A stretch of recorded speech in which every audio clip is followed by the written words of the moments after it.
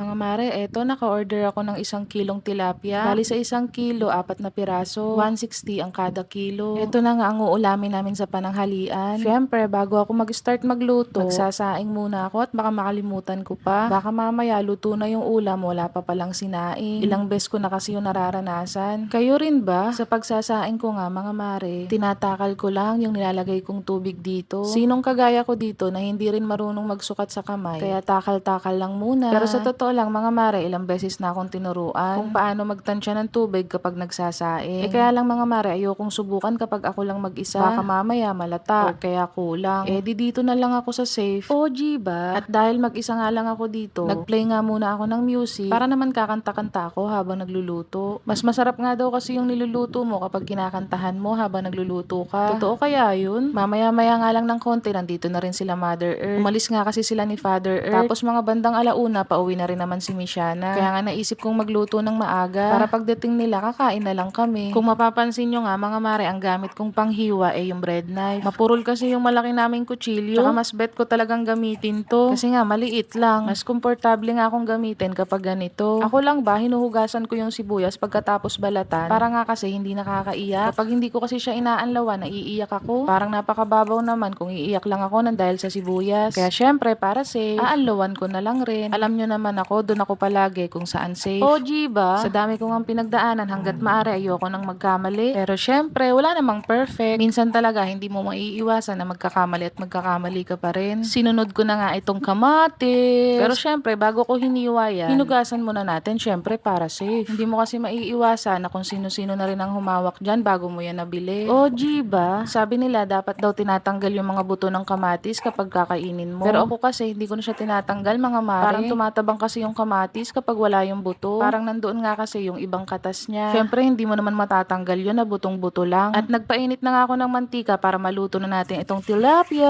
Naaalala ko tuloy si Ryle. Favorite niya nga kasi itong tilapia. Pag nagbabakasyon nga yun dito sa amin, Diyos ko po, mapupurga kami sa tilapia. Kasi gusto niya kung pwede lang araw-araw ulam tilapia. Kung hindi tilapia, fried chicken o kaya andok. Syempre, dahil vlog ko to, magpapakyut muna ako sa inyo. Char!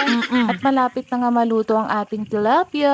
At dahil ayan, tapos na akong magprito, dito na rin ako naggisa sa pinagprituhan ko. Sayang naman kasi yung mantika, tsaka mas masarap siya kapag ganyan mga mare. Aminin.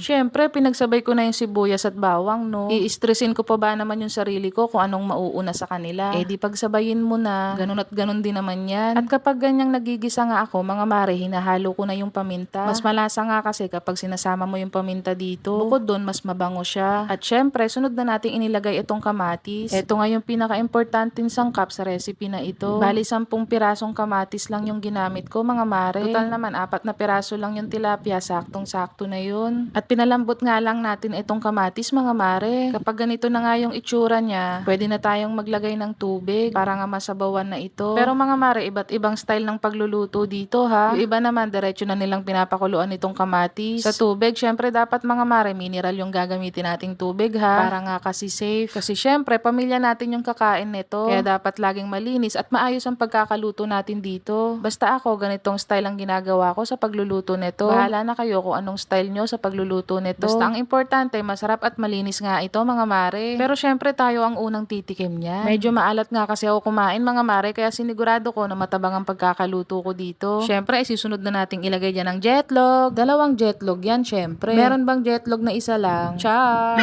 At isa-isa ko na ngang nilagay itong tilapia mga mare. Medyo masikip nga para sa kanilang 4, pero napagkasya ko naman siya mga mare ko. Syempre, si Ali pa ba?